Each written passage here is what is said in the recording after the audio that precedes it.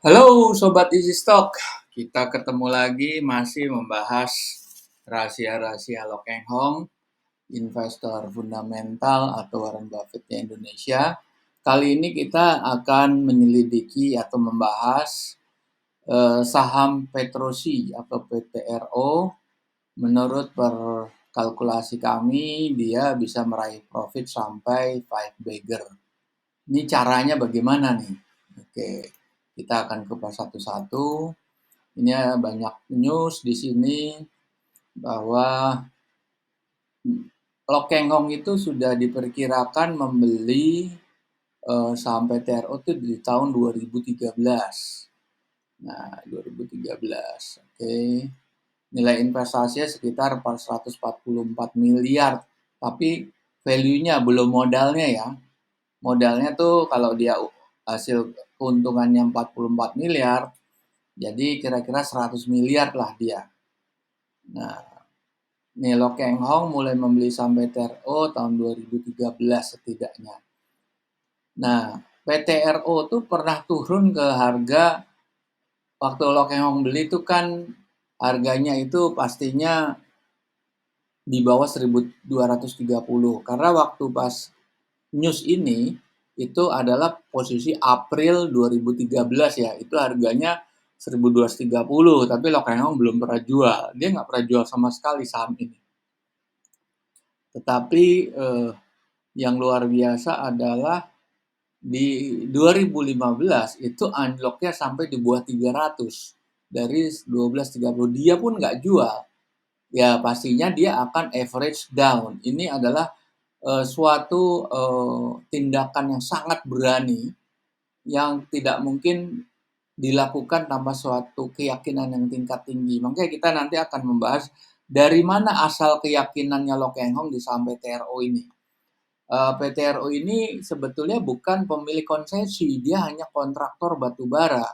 Jadi kontraktor itu memang sangat rentan dengan harga, meskipun juga pemilik konsesi juga sangat rentan dengan harga coal price ya, global coal price-nya ya. Tetapi lebih berisiko kontraktornya daripada pemiliknya sebetulnya. Karena dia kan mempunyai biaya operasional yang lebih, kalau dia memang sebagai kontraktor tambang ya, berarti dia kan punya berapa fix aset seperti alat-alat berat, tenaga ahli dan lain sebagainya gitu. Nah, oke. Di sini kita lihat kapan dia jual. Dia jual melalui tender offer itu 29 September 2022. Jadi artinya dia menyimpan itu 9 tahun. Sekitar 9 tahun. Nah, kita nggak tahu persis dia mulai belinya tuh persisnya kapan, tapi kami memperkirakan kira-kira 2013 atau ya akhir 2012, artinya kurang lebihnya dia 10 tahun lah pegang saham ini dengan untung 5 kali lipat. Memang nggak sehebat saham-saham yang lain seperti UNTR itu 60 kali, terus Indika tuh kalau nggak salah 40 kali. Ini bukan termasuk prestasi yang super daripada Lok Heng Hong. Tetapi dia menguasai saham tuh 15%. Cuma ada dua pemilik, yaitu Indika Energy dan Lok Heng Hong. Nah, Indika Energy kalau dia 15 ya berarti dia sisanya publik. Nanti kita lihat lah, saya nggak hafal ininya ya. Nanti kita lihat datanya. Oke. Nah ini adalah yang kita kupas dari kita download dari bursa. Terakhir dia memiliki 15,18% ya, atau 151.480.600 ya. Nah, dia publik aja hanya 13,5. Lok Heng Hong tuh lebih daripada 15. Ini sebetulnya publik kok. Lok Heng Hong kan individual public sebetulnya. Dia membeli saham dari yang beredar, artinya saham yang dijual ke publik. Ini kalau dilihat dari presentasi seperti ini saham yang beredar pada saat atau saham yang dijual ke publik itu adalah kira-kira selevel 28 lebih persen ya. Nah, sisanya dikuasai oleh PT Raka. Tadinya Indika nih kalau nggak salah nih. Kita lihat di sini. Ini dijual dengan tender offer ya 318. Tanggal ini di buyout semuanya sama PT ini. PT-nya Caraka Reksa Optima. Caraka Persa Optima. Ini nggak tahu nih persisnya. Sebelumnya yang memiliki adalah Indika Energy. Ini anak perusahaan Indika Energy, tapi sekarang berubah menjadi Caraka Reksa Optima. Bisa aja dia berubah nama, tetap perusahaannya perusahaan afiliasi, saya nggak tahu. Kita akan bahas lagi. Nah, ini kita lampirkan history chart ya. Chart historinya seperti ini.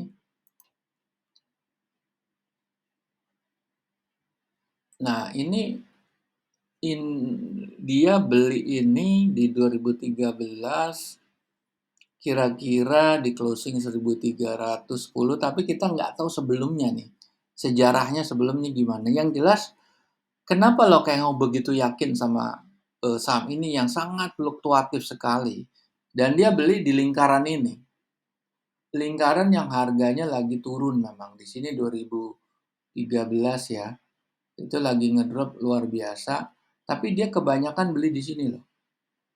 Beli di sini kalau kita lihat tadi kan dia sudah sampai modal 100 miliar di situ. Jadi di situ dia lebih banyak belinya. Average down-nya itu nggak mungkin lebih banyak daripada pembelian awal. Dia mungkin tidak akan memprediksi bahwa saham ini akan anjlok yang luar biasa. Dia kan pegang sekitar dalam perhitungan kita di bawah 1000 diambilnya. Nah, ini kan level masih di 1300, dia di bawah itu. Kalau di bawah ini berarti di level ini nih dia belinya nih. Nih di level ini. Dia di garis di level ini dia beli. Average-nya ya sekitar 850 lah. Kita masih kira-kira ya, tapi pada dasarnya dari informasi yang kita peroleh seperti itu. Cuma yang kita perlu bahas adalah akan terjadi shock luar biasa saat ini turun. Tapi kalau nggak salah, nanti kita lihat datanya lagi ya. Lokengho tuh pada saat turun beli lagi 33 juta lembar. Itu luar biasa mentalnya. Dia berani ambil lagi gitu. Padahal turunnya sangat luar biasa. Ini kan turun dari 1.300 ke 280. Luar biasa ini. Nah, ini pada saat dia beli itu ini kan dia turun dulu nih. Dia turun dulu, turun yang luar biasa. Dia beli di sini. Ternyata turun lagi, drop lagi luar biasa. Jadi terjadi penurunan 2 kali sesi penurunan luar biasa di tahun 2012 dan di 2014-15 ini lebih panjang malah turunnya nih. Sampai tahun 2016 baru dia pick up. Berarti ini kita bisa bayangkan begitu kuat mentalnya dia. Dasarnya apa? Nah, ini ada kita tulis true value ya. True value per laporan keuangan Q4 2012 itu nilai wajarnya 1.900. Di tahun 2013 itu antara 1.500 sampai 4.900, berarti naik kan. Nah, kira-kira itu. Nah, kalau 2012 ini jujur aja ini sebetulnya nilai wajar terendahnya ini kan ada dua. Kalau 2013 ini kan 1.500 terendah, tertinggi 4.900. Kalau yang 2012 ini kita nggak tulis ya. Ini tertinggi 1.900, terendahnya berapa? Minus. Makanya turun drastis. Saya nggak tahu apakah metode true value atau formulasi ini dipakai Lokengho. Saya nggak tahu. Saya pikir enggak. Ini adalah formulasinya Benjamin Graham, tidak ada di bukunya Warren Buffett. Tapi Warren Buffett saya pikir pakai ini karena formulasi ini juga kita ekstrak itu juga tidak mudah. Kita melakukan beberapa eksperimen-eksperimen, akhirnya kita yang berujung mengeluarkan aplikasi yang sudah ada di Android. Itu menghitung nilai wajar saham, namanya Easy Stock. Nanti kita akan sampai ke sana nanti. We will get there after this. Oke. Nah, di sini Lo Keng Hong itu menjual dengan tender offer, melalui tender offer. Pada saat itu harganya itu kan antara ya 2.500 sampai 3.500 lah katakan seperti itu. Tapi dia jual kan di September. Nah, true value saat itu adalah di 2.900 sampai 5.500 per kuartal keempat. Kenapa kita pakai kuartal keempat? Karena September itu laporan terakhir yang keluar itu pasti paling cepat itu Q2 2021, Q2 2022. Nah, itu nilainya berapa? Nanti kita bisa lihat lagi, ada nanti ini susah kita bikin split screen ya. Tapi nanti kita balik ke sini lagi. Oke. Ini yang jelas dia beli di lingkaran ini. Kenapa dia beli ini? Memang dia bilang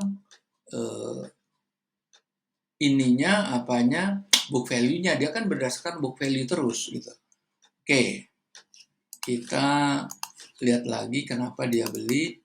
Nah, di sini 2013 itu harga batu bara itu unlock-nya luar biasa. Dari sekitar 90-an dolar per metric ton turun ke level 60.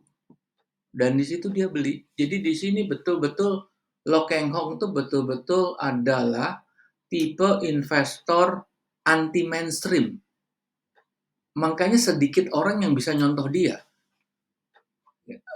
Sebetulnya pemikiran kalau kita dengar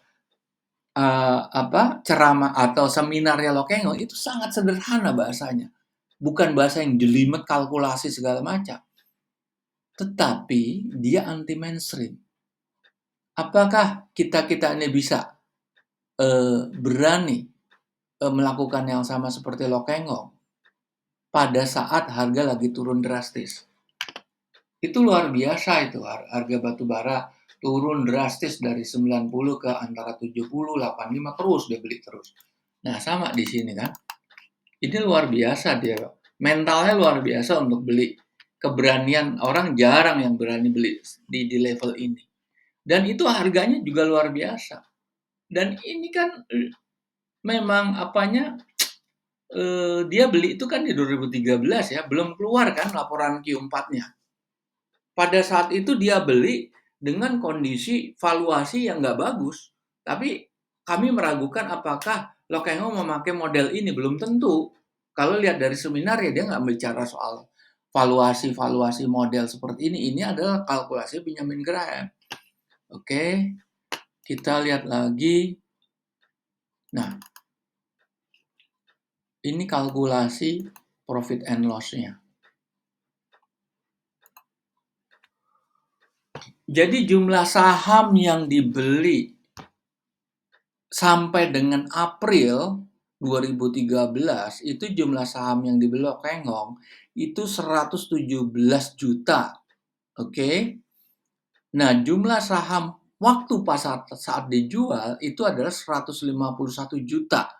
Artinya in between 2013 April atau 14-15 atau 2013 pertengahan semester 2 sampai 2022 dia membeli sebesar 33 juta lembar. Tentunya dia average downs-nya pasti di sini. Ya kan? Pasti di sini nih. Nah, di sini dia belinya nih. Yang harga menuju ke 280 menuju ke 300. Disitulah dia belinya. Nah, di situ dia beli seperti itu, makanya kalkulasi jadi seperti ini. Pada saat itu modal per sahamnya kami perkirakan sekitar 850 perak harga belinya dia waktu pas 2013. Makanya itu berdasarkan ada profitnya Lok Keng Hong pada saat harga 12.30. Dia untungnya 44. Artinya kan dia sudah untung di situ. Dia sudah untung di situ.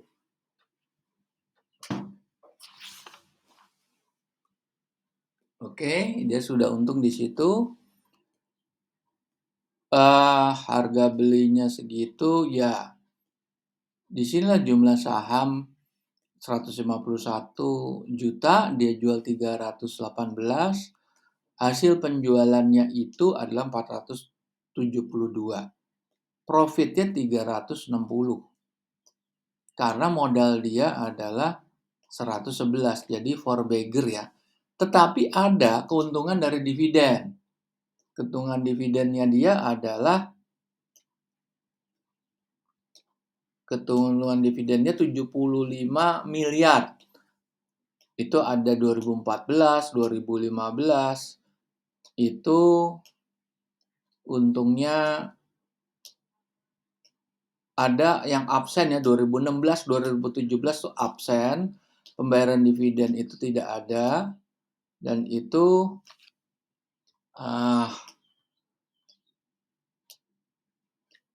oke, itu 75 miliar ya. Oke, di situ. Nah, sekarang kita mau lihat formulasinya apa sih? Kalau yang kita gunakan ya, ini formulasi yang kita gunakan adalah seperti ini. Ini berasal dari bukunya Intelligent Investor dan Security Analysis karangan Benjamin Graham. Ini gurunya Warren Buffett. Ya, seperti ini kan. Oke. Nah, sekarang kita lihat laporan keuangan. Petrosi 2000, dia kan melihat begini ya. Dia melihat 5 sampai 10 tahun ke belakang. Kalau dia mulai beli di 2013, berarti dia sudah mengamati 10 tahun terakhir, yaitu dari tahun 2003.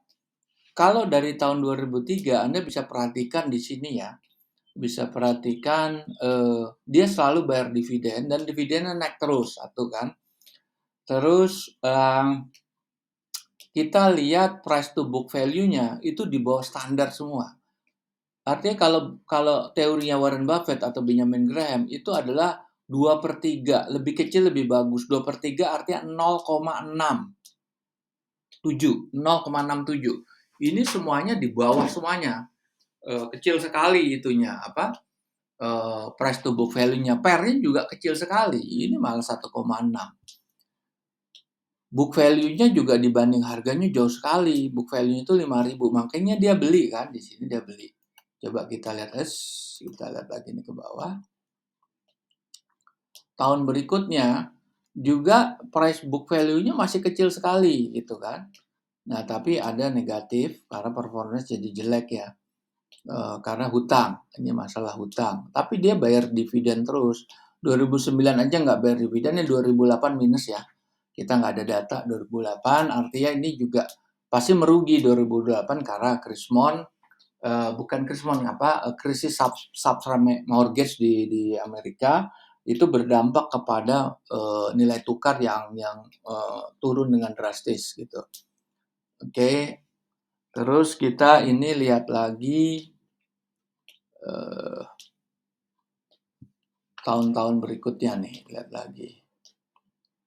Nah, disinilah dia mulai membeli. Di sini dia membeli itu harganya memang nggak serendah sebelumnya karena dia memang baru ngamatin saham ini di tahun-tahun 2013. Antara 12-13 harganya sudah tinggi kan. Tapi dia secara historis ini kan bagus ini, naik terus nih lihat. Harganya naik terus true value-nya juga naik terus. Nah, ini turun nih tahun 2000 ini mulai menurun ya. Bisa jadi karena waktu itu kan harga batu bara kita agak kompleks di sini lihatnya ya. Terjadi penurunan tapi book value per share-nya selalu naik tuh. Book value per share-nya selalu naik. tidak pernah turun, malah naik terus. Nah, di sini dia mau membeli, book value-nya turun drastis. Karena performance-nya juga menurun dia. Di 2012, 11 turun, coba kita lihat lagi ya. True value-nya itu mulai nurun tahun 2006, 2007, 2008 tuh pasti efek dari subprime mortgage. Terus dia turun drastis di 2009, 2010 mau pick up lagi, 2011 naik lagi, tapi 2012 turun lagi, 2013 turun. Nah, saat itu dia beli. Ini price yang turun ya, price yang turun. Kita lihat, bukan price, ini kita lihat true value yang tertinggi itu turun, terus 2009, 2007, 8, 9 tuh pasti turun. Dia mulai naik 2010, terus 2011,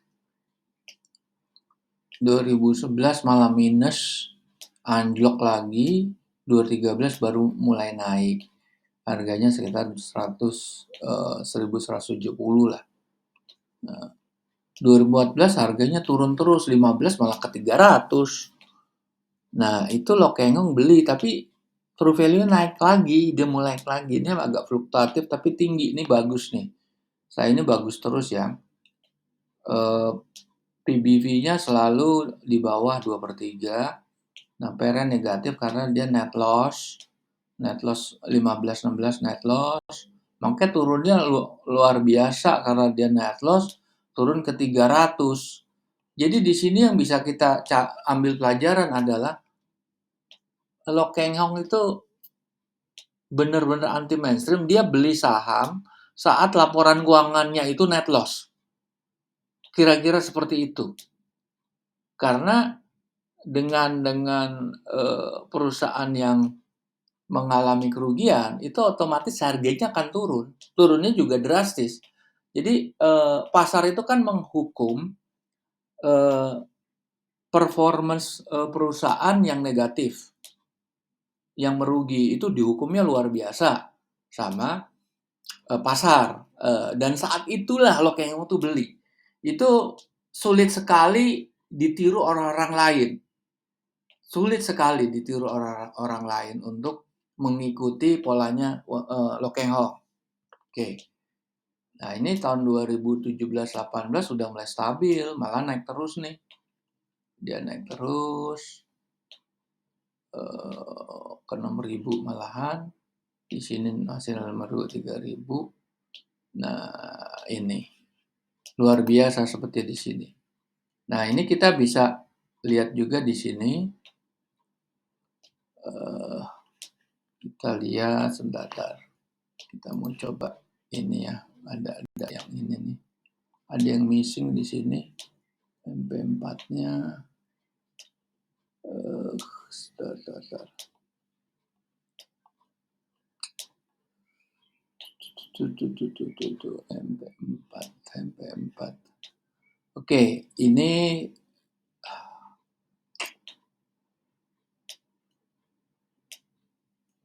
sebentar. Oke. Kita mau lihat ini ya, true value-nya, hitungan true value dari perhitungan daripada formulasinya Benjamin Graham ya di sini ya. Nah, ini tahun 2019.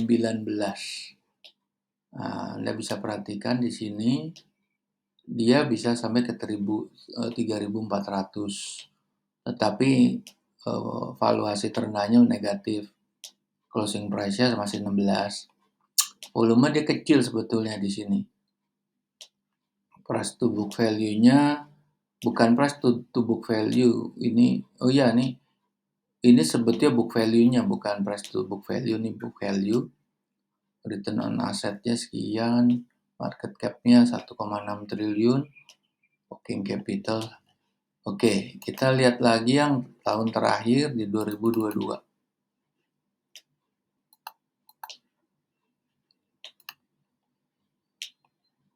Ini juga naik juga di 4.115. Jadi sebetulnya Lo Keng Hong jual di 3.118 dia bagus sih. Karena nilai wajarnya sebetulnya masih rentan bisa turun ke 16. Profit marginnya juga turun ya ke 5%. Tapi Q2, iya. Return on equity-nya dikali 2, 8. Coba kita lihat di tahun 2019. Itu kan Q2 ya.